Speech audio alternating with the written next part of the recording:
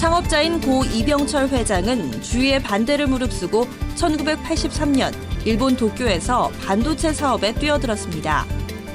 1990년대 들어 삼성전자는 반도체 산업 이외에 휴대전화기기, LCD, LED TV 등으로 사업 영역을 확대했습니다. 2009년 삼성전자의 휴대전화 판매량은 2억 2,700만 대로 노키아에 이어 세계 2위를 기록했습니다. 세계 LCD 패널 시장에서는 2002년부터 8년 연속 시장 점유율 1위를 기록했습니다.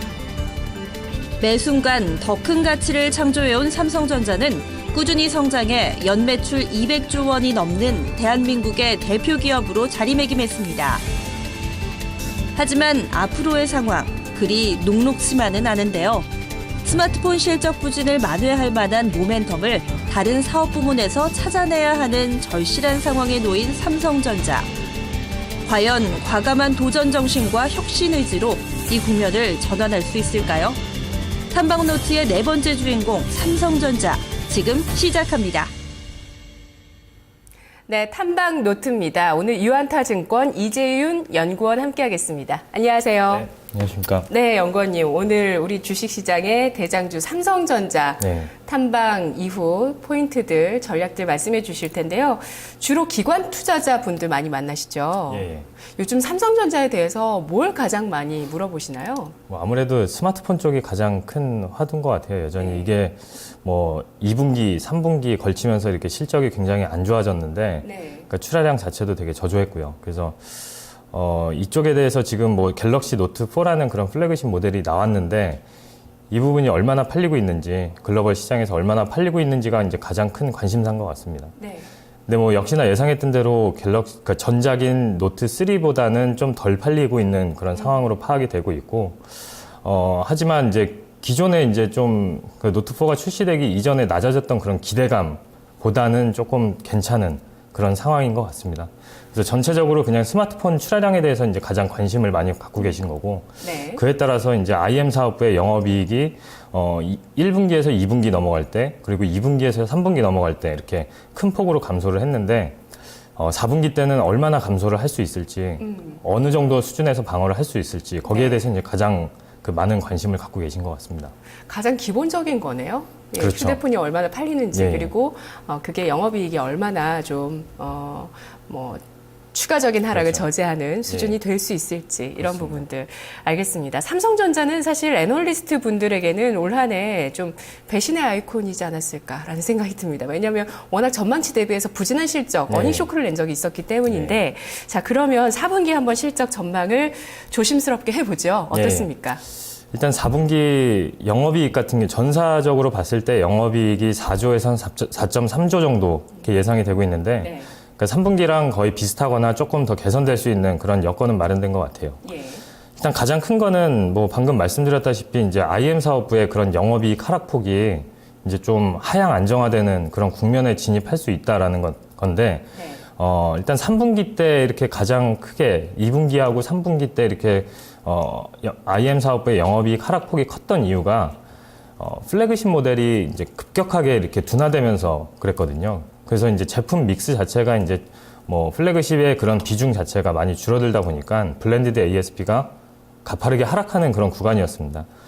근데 이제 4분기에는 말씀드렸다시피 갤럭시 노트 4가 물론 노트 3보다는, 그러니까 작년보다는 좀 덜 팔리는 게 사실이지만 이게 기존에 예상했던 것보다는 좀 잘 팔리고 있는 상황이거든요. 그래서 기본적으로 이 블렌디드 ASP 자체가 이렇게 올라갈 수 있는 다시 올라갈 수 있는 그런 시점에 와 있다. 하지만은 그 글로벌 스마트폰 시장 자체가, 그 시장의 그런 환경 자체가 굉장히 터프한 그런 상황이 계속 지속되고 있기 때문에 뭐 출하량 자체는 그렇게 크게 는다고 보기에는 좀 힘들 것 같아요. 그래서 뭐 한 7,600만 대에서 한 8,000만 대 정도의 밴드를 생각을 하시면 될 것 같고, 그렇다고 보면은 3분기랑 출하량은 거의 비슷한 상황에서 ASP, 블렌디드 ASP 같은 경우에는 올라갈 수 있는 그런 상황이다. 그렇다라고 보면은 이제 4분기에 그 IM 사업부의 매출액은 좀 어느 정도 상승을 할 수 있는, 3분기 대비해서 상승을 할 수 있는 그런 상황인 것 같고, 그렇다면 이익률이 어떻게 될까라는 거는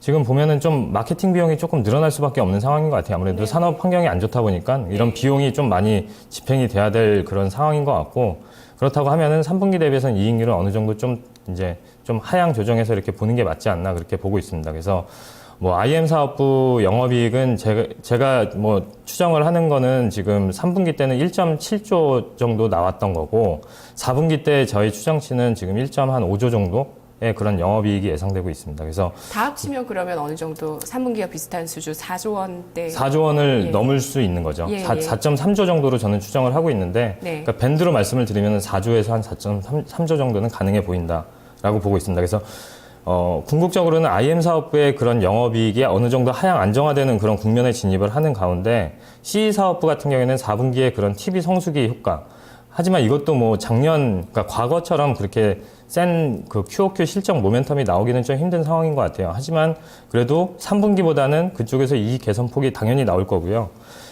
그리고 이제 좀 반도체는 뭐 계속 그 올해 들어서 계속 계단식으로, 분기 단위로 봤을 때 계단식으로 이렇게 성장을 하던 그런 사업부였는데, 계속 적자를 내고 있던 그 시스템 LSI 쪽에서 이게 가동률이 좀 올라오는 그런 상황입니다. 그래서 이제 그게 계속 그 시스템 LSI 쪽은 가동률이 이제 계속 저조하다가 적자를 기록하다가 4분기 때는 좀 어느 정도 가동률이 올라오면서 그 손실폭도 크게 축소될 수 있는 그런 상황이기 때문에, 이런 것들을 종합적으로 봤을 때는 4분기 영업이익이 3분기보다는 좀 조금이나마 개선될 수 있는 그런 환경이 마련된 것 같다라고 보고 있습니다. 네, 삼성전자에 대한 증시의 기대감이 많이 낮아진 상태예요.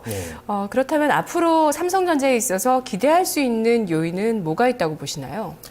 뭐 일단은 지금 뭐 작업을 삼성전자 IM 사업부 먼저 말씀을 드리면은 좀 여러 가지 이제 작업들을 하고 있는데, 그 중에서 가장 크리티컬한 작업이 이제 그 스마트폰 특히 이제 중저가 라인에서 좀 모델을 단순화시키는 작업을 하고 있습니다. 그래서 작년까지만 해도 이제 모델 수가 굉장히 많았는데, 이게 내년도부터는 그 중저가 라인업의 그 기종 수가 이제 많이 축소가 되면서 규모의 경제가 좀 극대화될 수 있는 그런 상황이 올 거라고 보고 있고. 기업에 긍정적인가요? 실적에 그렇죠. 도움이 기업 되나요? 실적에 긍정적인, 그 원가적인 측면에서도 긍정적일 수가 있고요. 그리고 이제 마케팅을 하는 데서 있어서도 충분히 더 효율적으로 이제 진행을 할 수 있다고 보고 있습니다. 그래서 뭐 산업 환경은 내년에도 당연히 안 좋은 그런 상황인 건 맞습니다. 스마트폰 환경 자체가 내년에도 안 좋은 거는 맞지만, 이런 구조적인 변화로 인해서 좀 그 실적이 이제 하향 안정화되는데 좀 도움이 될 수 있지 않을까라고 보고 있고, 그리고 또 한 가지는 이제 스마트폰 쪽에서는 아무래도 삼성전자가 뭐 다른 그런 스마트폰 업체들보다는 아직은 더 많은 그런 폼팩터 개선 요인을 갖고 있는 것 같아요. 가장 큰 게 이제 플렉서블 디스플레이라는 게 있는 것 같고, 그래서 이런 다른 업체들이 갖고 있지 않은 그런 기술을 기반으로 해서 뭔가 조금 더 차별화시킬 수 있는 그런 요인도 있기 때문에, 좀 IM 사업부에서 좀 기대감도 어느 정도 다시 되살아날 수 있는 그런 시점인 것 같고, 그리고 이제 반도체 쪽에서는 방금 그 시스템 LSI 쪽에 그런 턴어라운드, 그 가동률이 올라오고 있다라고 말씀을 드렸는데, 내년도에는 이쪽에서 좀 그런 신기술을 기반으로 해서 핀팻이라는 그런 신기술을 기반으로 해서 내년도에는 이제 고객들이 좀 다변화되는 그런 시점이기 때문에, 이쪽에 그런 구조적인 턴어라운드 충분히 기대를 할 수 있는 상황인 것 같습니다. 네네. 실적 말고요. 지금 삼성전자의 주가의 어떤 키 팩터는 또 주주 친화 정책이 아닐까 싶습니다. 얼마 전에 자사주 매입을 발표했고요. 또 배당이라든지 이런 부분들 핵심 키일까요? 앞으로 또 어떤 식으로 전개가 될까요? 뭐 일단은 뭐 지난번에 그 자사주를 하게 되면서 이제 추가 자사주 매입에 대한 그런 기대감도 이제 좀 나타나고 있는 것 같고요. 그리고 이제 배당 확대 관련해서도 상반기 때는 이제 배당 확대를 기대했지만 거기에 대해서 굉장히 실망을 했던 부분이 있었던 거고요. 그래서 하반기 때는, 그러니까 결국에는 이제 이런 것들이 내년도 1월 달에 이제 좀 발표가 될 텐데, 뭐 아무래도 이제 삼성전자도 그 시장 환경이라든지 그런 실적의 그런 추이를 보면서 좀 그런 것들이 결정되지 않을까, 그렇게 보고 있습니다. 네. 그럼 연구원이 보시기에는 앞으로 삼성전자의 투자 포인트가 뭐라고 생각하시나요? 삼성전자 투자 포인트는 가장 중요한 게 그런 것 같아요. 지금 뭐 계속 반복해서 말씀드리는 부분인데, IM 사업부의 덩치가 뭐 영업이익 기준으로 봤을 때 70% 이상 그렇게 차지했던 그런 시점에서 이쪽의 영업이익이 하락이 이제 가속화되면서 이제 전체적으로 이제 전체적인 그런 실적의 불확실성으로 작용을 했는데 네. 결국에는 이게 지금 상태에서는 반도체 사업부의 그런 영업이익이랑 IM 사업부의 영업이익이랑 거의 이제 비슷한 수준에 왔거든요. 그래서 비중 자체가 이제 거의 비슷한 수준에 왔기 때문에 지금부터는 주목을 해야 될 게 반도체가 계속 성장을 할 수 있는지, 그리고 기본적인 전제 조건은 그게 되겠죠. 아무래도 IM 사업부의 영업이익 하락폭이 이제 좀 완화될 수 있는 네네. 거를 먼저 확인을 해야 될 것 같고, 완화될 가능성이 높겠다고 생각하시나요? 예, 완화될 가능성이 가장 네. 이제 굉장히 높다고 보고 있는 거고, 네네. 그리고 이제 반도체 쪽에서는 메모리, 그러니까 D램 쪽에서는 이제 계속 뭐 완만한 성장을 하고 있는 거고, 이제 낸드 쪽에서는 아무래도 SSD가 이제 고성장을 지금 견인을 하고 있는 부분인데, 이쪽에서도 지금 점유율이 가장 높은 업체가 삼성전자이기 때문에 아무래도 이 시장이 확대되는 과정에 있어서 수혜가 좀 집중될 수 있지 않을까, 그렇게 기대를 하고 있는 부분인 거고요. 그리고 이제 반도체 쪽에서 이제 계속 발목을 잡았던 그 시스템 LSI 사업부가 2014년도 같은 경우에는 적자가 이제 굉장히 크게 지금 예상이 되고 있는데, 내년도에는 그런 뭐 고객 다변화라든가 기술을 기반으로 한 신기술을 기반으로 한 고객 다변화 그런 효과 때문에 내년도에는 턴어라운드 할 수 있기 때문에 이런 것들을 종합해서 본다고 하면은 내년도에 IM 사업부의 영업이익이 당연히 2014년도보다는 감소를 하겠지만 이런 것들이 백업을 해주면서 충분히 전사적인 실적이 시장에서 우려했던 거는 내년도에 좀 감소할 가능성이 크지 네. 않을까라고 봤는데, 뭐 적어도 이제 플랫 정도는 나올 수가 있지 않을까 그렇게 네. 기대를 하고 있는 상황입니다. 그래서 네. 뭐 첫 번째는 이제 IM 사업부의 영업이익이 하향 안정화되는 거, 그리고 시스템 LSI 그 사업부가 신기술을 기반으로 고객 다변화에 성공하는 부분, 이제 이런 것들이 좀 투자 포인트로 이제 초점을 맞추는 게 맞는 것 같습니다. 네, 최근에 외국인이 많이 삼성전자를 팔고 있는데요. 네. 글로벌 투자자가 봤을 때 또 삼성전자의 밸류에이션은 어떨지 예. 사실 싸다고 우리는 알고 있는데 외국인이 팔거든요. 이런 예. 부분과 함께 마지막으로 투자 전략을 제시해 주시죠. 그렇죠. 이제 뭐 아무래도 이제 삼성전자는 지난 뭐 10년 동안 계속 밸류에이션을 보면은 글로벌 피어 대비해서 이렇게 많이 그 디스카운트를 받고 있는 모습이었는데, 사실상 이거를 사업부별로 이렇게 뜯어서 보면은 메모리 사업부만 보더라도 연간 영업이익이 12조 정도 이렇게 나오는 상황인데, 그렇다고 하면은 뭐 글로벌 피어 대비 이렇게 밸류에이션을 해봤을 때는 메모리 반도체 사업부만 봐도 시가총액이 120조에서 130조 이렇게 가능한 상황이거든요. 근데 이제 아무래도 IM 사업부가 이렇게 급격하게 이렇게 나빠지는 상황에서는 그런 전체적인 그런 실적에 대한 불확실성이 이제 커지기 때문에 밸류에이션을 이제 부여하기가 좀 힘든 상황이었던 거죠. 근데 지금 말씀드린 대로 이런 것들이 하향 안정화되고 그러면서 이런 밸류에이션 매력이 다시 한번 부각될 수 있는 그런 시점이 올 거다라고 보고 있습니다. 네. 그리고 뭐 지배구조 이슈라든지 또 승계 문제라든지 이런 부분에 있어서도 좀 불확실성이 있어서 주가가 조금 밀렸던 차원이 있잖아요. 그렇죠. 예. 배당과 함께 내년에는 이런 부분들 좀 기대하면서 주가 상승을 기대할 수 있을까요? 목표 주가를 예. 얼마로 보시죠, 삼성전자? 저는 목표 주가는 네. 147만 원으로 제시를 하고 있고요. 예.